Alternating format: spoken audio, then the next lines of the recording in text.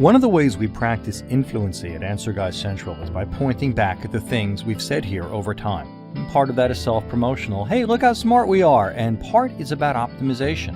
When things posted here several years ago start amassing new links, Google notices. Readers notice too, and in analyzing the success of our influency efforts, or yours, spikes in traffic to old stories and where that traffic comes from are very much in the mix. Now I have a couple of examples of how that works to share this week, starting today with something I noticed a few days ago. A story I wrote in November 2011 on the lies that Apple tells about how Siri works. One which has been a decent traffic generator ever since we posted it has now begun climbing the charts. Specifically, this phrase seems to be generating heat.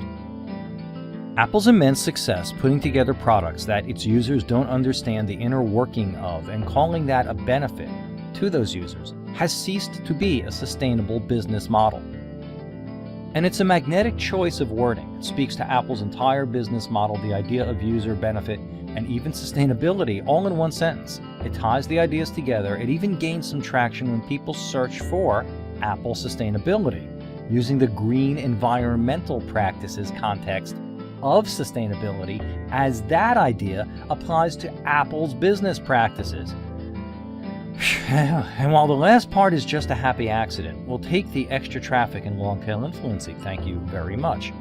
And of course it's proving to be more and more correct. Apple's having problems maintaining their previously unassailable marketing dominance. And you know why? Because companies like Amazon, with better long-term influencing marketing bases, are out-appling Apple.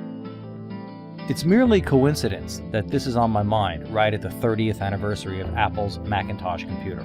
Also a coincidence, this weekend I burned a couple of MP4 formatted video files to a DVD for one of my kids who, because she's a Mac person, didn't understand why it didn't play automatically when she put it in her MacBook. So much for how easy Apple's computers are to use.